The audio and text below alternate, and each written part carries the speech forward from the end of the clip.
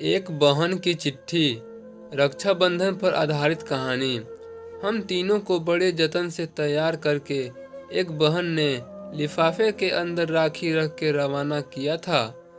यही वही बहन थी जो पिछले 5 सालों से सावन के महीने में पीहर नहीं गई थी।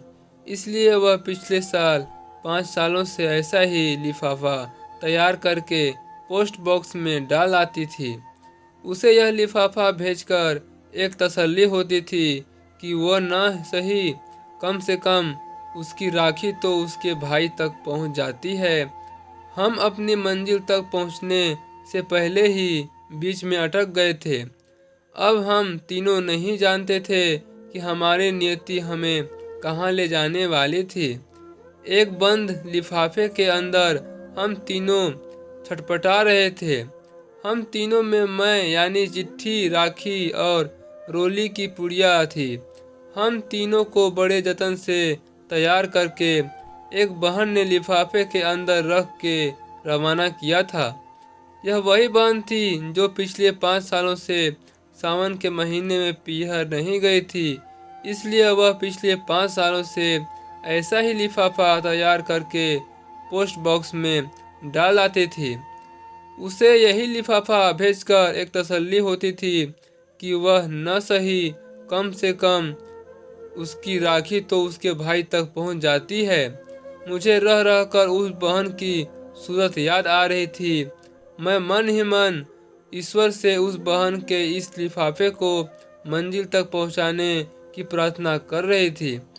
बारिश जोरों पर है, बस अब आगे नहीं जा सकती। आगे की सड़क बहुत खराब है। अगर कल सुबह तक बारिश रुक गई तो बस कल सुबह ही रवाना होंगी। वरना वरना वरना क्या क्या कहना चाहता है बस का कंडक्टर? क्या बस सच में आगे नहीं जाएगी? क्या गाड़ी में सवार यात्री उतर जाएंगे?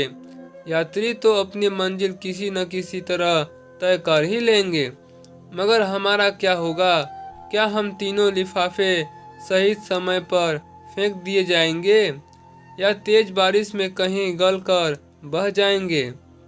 मैं बुरे बुरे आदेशों से घिरकर उस बहन को याद करके दुखी होने लगी, जिसने बड़े जतन से हमको अपने भाई के लिए भेजा था।